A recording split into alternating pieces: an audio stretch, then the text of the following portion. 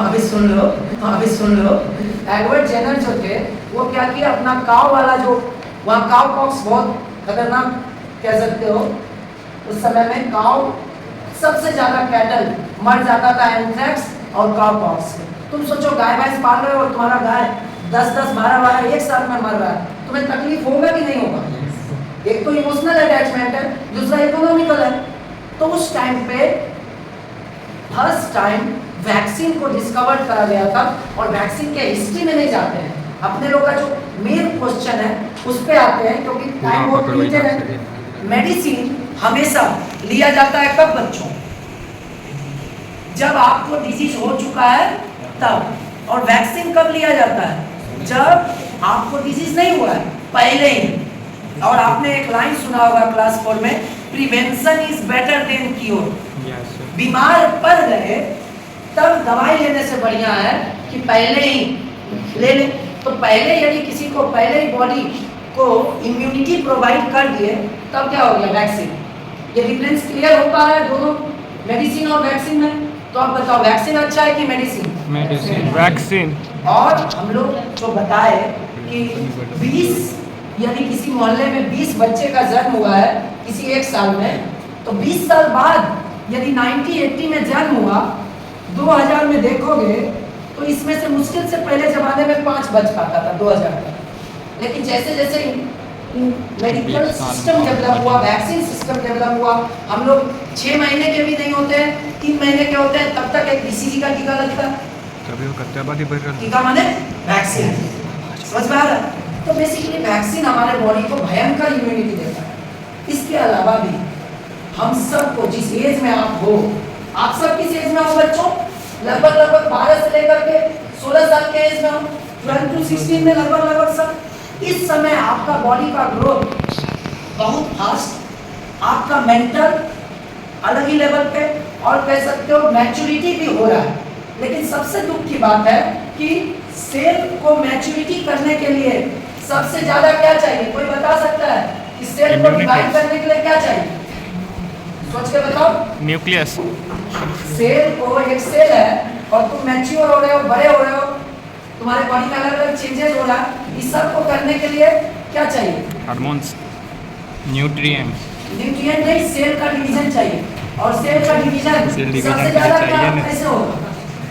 Cell का division सबसे ज्यादा कैसे होगा? फ्यूजन से। एक न्यूट्रिएंट का नाम बताओ जो न्यूट्रिएंट के बिना सेल डिवाइड नहीं हो सकता।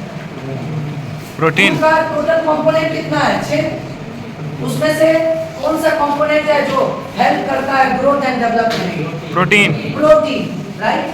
तो अब प्रोटीन हम लोग जाने अनजाने में इग्नोर कर देते हैं, आप सब भी इग्नोर करते हैं, क्योंकि जैसे ही अपन लोग 12 साल के होते हैं ना, तो दाल पीना, दूध पीना, ये सब बिल्कुल बंद कर देते हैं। अपने लोगों को क्या पसंद है पता है? Junk food. और जंक फूड से मेरा संबंध है कार्बोहाइड्रेट। क्या पसंद है? तुम पिज्जा खा लो, बर्गर खा लो, समोसा, जलेबी, नाश्ता का जो भी शाम का तुम स्नैक्स, सब में या तो कार्बोहाइड्रेट है, नहीं तो ज्यादा मात्रा में फैट है। What about the vitamin? What about the minerals? What about the rest of other protein? तुम कुछ नहीं खाते हो। तुमको लगता है कि खाने का मतलब टेस्ट और पेट भरना, पेट भरना। इस चक्कर में प्रोटीन को इग्नोर करते हो, और उसके बाद विटामिन ई, विटामिन के, इस सब का कमी हो जाता है। क्या हो जाता है? विटामिन ए, विटामिन के, बाल बहुत खराब होने लगता है, स्किन पे रेशेस आने लगता है, और तब आप जाते हो कॉस्मेटिक्स वाला को दुनिया भर का पैसा देते हो, आप कहते हो हम चाह रहे मेकअप करवाने। तुम मेकअप कर पाओगे?